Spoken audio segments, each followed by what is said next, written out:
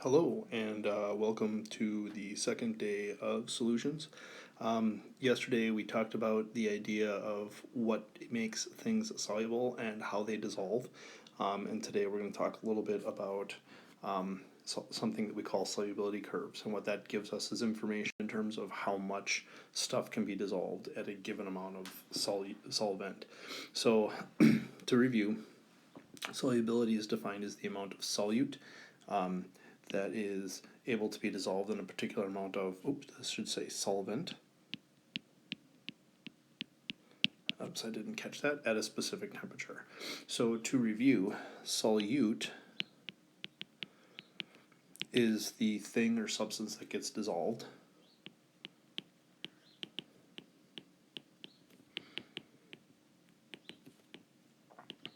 And the solvent is the thing or substance that does the dissolving.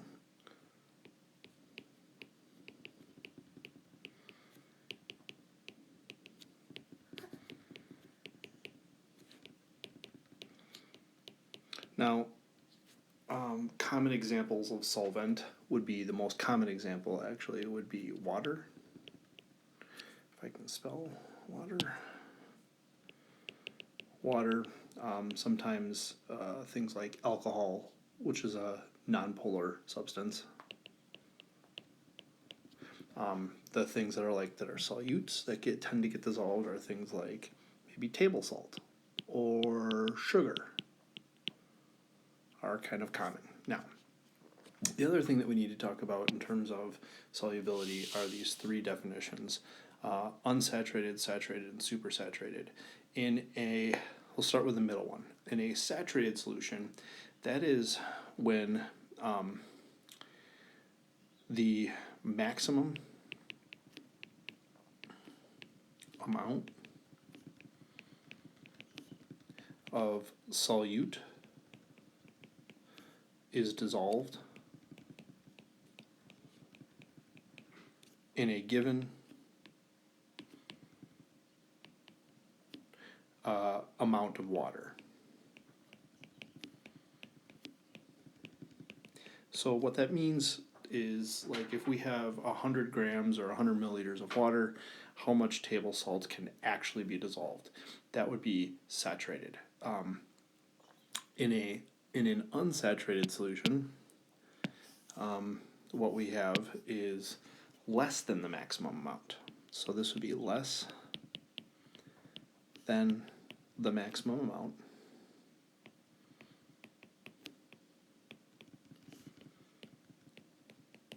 of solute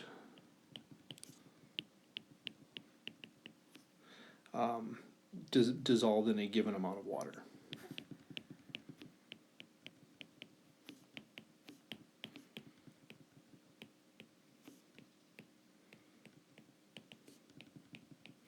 Of water or solvent. So if we were to say that, like, say at 25 degrees Celsius, we had 0.01 grams of table salt dissolved in water and 100 grams of water, we would say that's unsaturated because we can definitely dissolve more. And then in a supersaturated solution, we would have more than the maximum amount.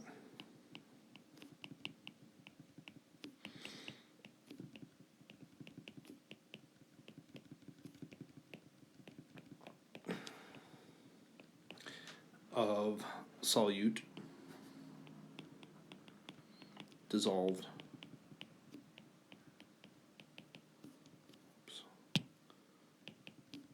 in a given amount of solvent.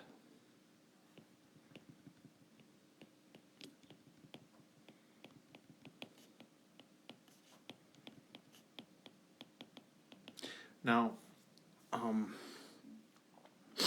a lot of times what you see with these types of solutions is, if I was to draw an unsaturated solution,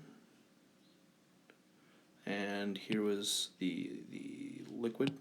So I'm going to make the liquid purple because I should have done something different. So the solvent is the liquid.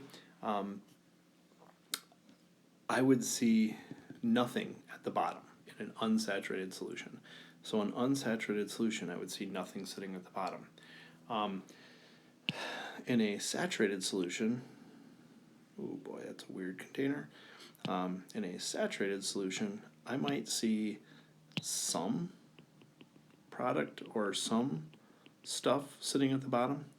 And that some stuff sitting at the bottom indicates that I've dissolved the maximum amount of whatever solute I'm trying to dissolve, and no more can dissolve, so it sits at the bottom. And then in a supersaturated solution, what you would see, and this is under actually very different conditions, not necessarily normal conditions, you would see also nothing at the bottom. And we'll try to explain why in the next slide. So there are some factors that have an effect on solubility, and the three major factors that have an effect on solubility are temperature, stirring, or agitation, and crystal size. So what we can tell you about temperature is that if we increase the temperature of a solution,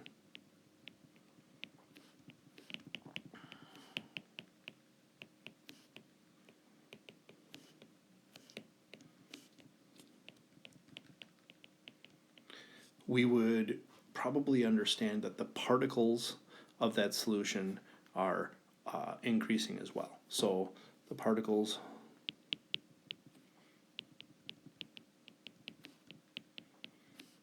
of the solvent are increasing in motion.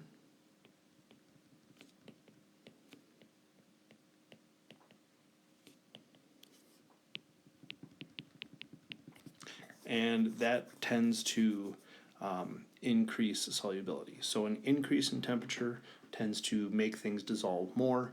It dissolves more because the solvent particles are moving faster and they are colliding with whatever is trying to be dissolved more, so it dissolves faster. Stirring is the same thing. We're just increasing solvent particle motion, and by increasing solvent particle motion, we are bringing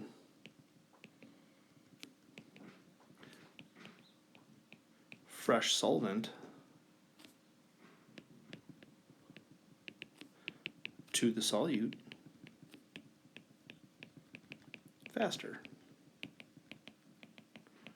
So by stirring, we're making the water or the solvent move faster, those particles then collide with the solute, the thing we're trying to dissolve, and it tends to dissolve faster. And then the last thing that can really affect solubility is crystal size. So by decreasing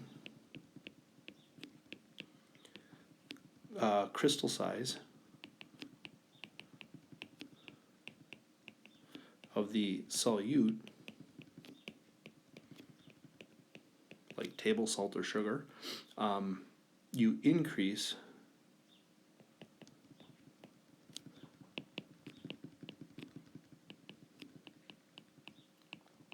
in surface area of the crystal or the solute.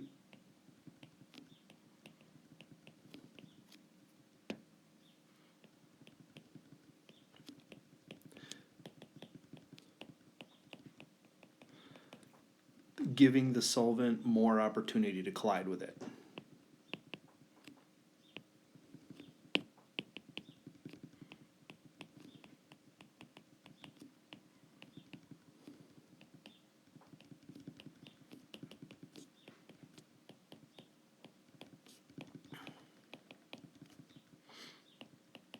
So basically, an increase in temperature, an increase in particle movement, stirring or agitation, shaking, or an increase in surface area by crushing a solvent or a solute can increase solubility. And then the inverse is true as well. If we lower the temperature, or we stop stirring, or we make the crystals really, really big, it requires more effort for them to dissolve. Now, what you see to the right over here is something that we call a solubility curve, and this solubility curve happens to have a couple of, well, not a couple, a bunch of different compounds that are dissolved in a specific amount of water. So what we really need to make sure that we understand about this is the x-axis is an increase in temperature. The y-axis is the grams of solute being dissolved in 100 grams of water. So basically we have 100 grams of pure water, which equates to 100 milliliters of water. And the reason why we're using grams here is because it's a lot easier to make a relationship when the mass of the solute and solvent are in the same unit. So each of these lines on this graph represent the solubility of a substance at that particular temperature. What that means is that each line itself is the saturation line, or the line that says the maximum amount of solute that can be dissolved in that particular substance at that particular temperature. So as an example, I'm going to look at NH4Cl. So example number 1. I'm going to find NH4Cl and I'm going to highlight it because that makes it a little bit easier for me to focus on. And then I'm going to do some work with it. So it says if a student mixes 60 grams of NH4Cl, ammonium chloride, in 100 grams of water at 50 degrees Celsius, I'm told there's some solid at the bottom of the container. Is the solution saturated, unsaturated, or supersaturated? Well, here's 60 grams of in this case, the ammonium chloride, the NaCl, and we're going to go and look at 50 degrees Celsius. So I'm going to draw a line here and see where they intersect. And at this point, it appears that there's some stuff sitting at the bottom of the container. So we are going to say that this is a saturated solution, but hang on, it's saturated because at 50 we can really only hold about 50 grams, right? 53 grams according, so this would be the actual maximum amount that could be dissolved, would be the 50 grams of the ammonium chloride. But because there's some stuff sitting at the bottom, what I'm able to assume at this point is that the extra, so in this case the extra 8 maybe grams of ammonium chloride are sitting at the bottom. So it's saturated, and the key here is that there's some solid sitting at the bottom of the container. Okay, the next one I'm going to take a look at is the 50 grams of hydrochloric acid, or HCl, which is this curve right here, okay, in 100 grams of water at 30 degrees Celsius. So I'm going to go back and I'm going to take a look at that particular curve. So 50 grams, again, here's my grams, my mass of my solute, in 100 grams of water at 30 degrees Celsius. So I'm going to take 30 and go straight up and see where they intersect. And it looks like that. So I'm told that there's nothing else. Sitting at the bottom, but it appears to be below the curve. The intersection appears to be below the curve. So we would say that this is unsaturated. What I would be able to know is that at 30 degrees Celsius, I could dissolve roughly, let's say, whatever this value is, go straight across, say something like, I don't know, 65, 66, 67 grams. So to be saturated, at 30 degrees Celsius, I would have to add roughly 66 grams of hydrochloric acid. But the fact that I only have 50 grams in tells me that it's below the saturation curve, the one that I highlighted. So that tells me that it is unsaturated. Now, the next one is sometimes can be seen as a little bit more complicated, so we're going to take a look at that. So in this case, we're looking at KClO3, which is this purple curve right here. And then it asks me to do some things with that. So it says student mixes 20 grams of KCl3 and 100 grams at 70 degrees Celsius. So at 70 degrees Celsius, right here, was the initial amount added. Okay, and then they cool it down from 70 all the way down to 20. So right here. Okay, now And then the other key is that there is no solid at the bottom. So what that tells me is that they heated this, they put in a specific amount, 20 grams of KClO3, and then they cooled the solution down, and nothing came out of solution. So nothing fell out of solution, as we say. So there's nothing sitting at the bottom. So we would call this supersaturated.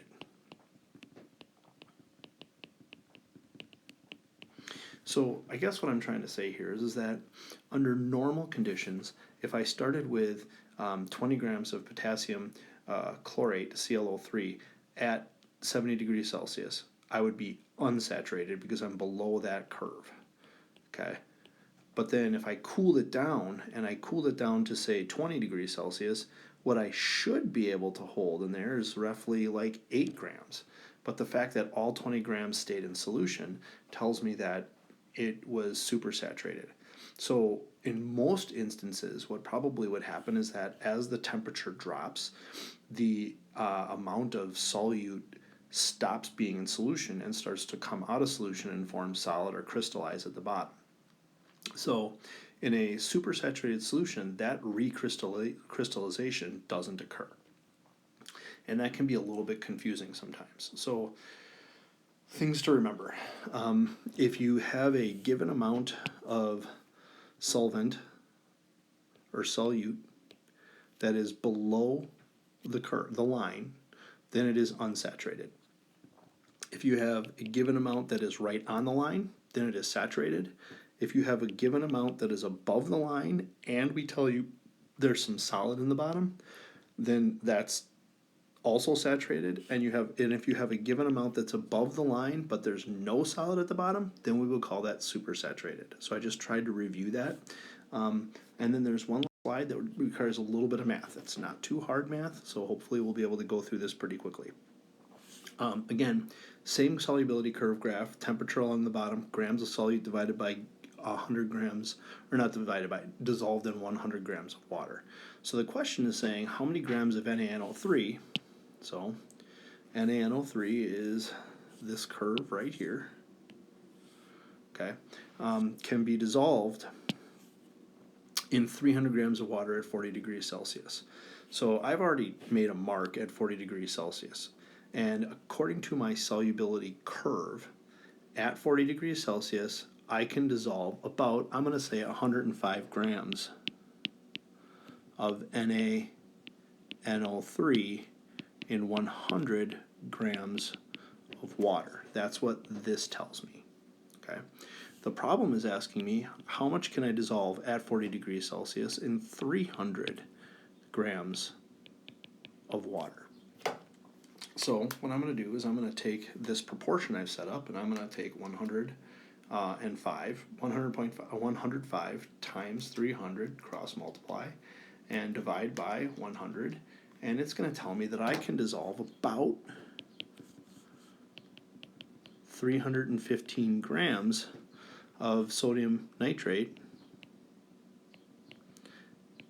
at 40 degrees Celsius. So that's not too bad. So let's go do another one. So now we're going to look at KNO3. KNO3 is this curve right here. And it says how many grams of water will be needed to dissolve 150 grams of KNO3 at 50 degrees Celsius. So I know that at 50 degrees Celsius, so I'm going to go straight up here, I can dissolve, let's just say 85. So again, 85 grams of KNO3 can be dissolved in 100 grams of water. And the question is asking me how many grams of water will be needed to dissolve 150 grams. So I have my 150 grams of KNO3, and I'm looking for grams of water. So I'm going to take 100 times 150, and I'm going to divide that by 85, and it tells me I should need, or I will need, 176 grams of water to saturate to dissolve my 150 grams of KNO3. Now, the last one is very similar to the ones above. It says how many grams of KCl will dissolve in 250 grams of water at 80 degrees Celsius.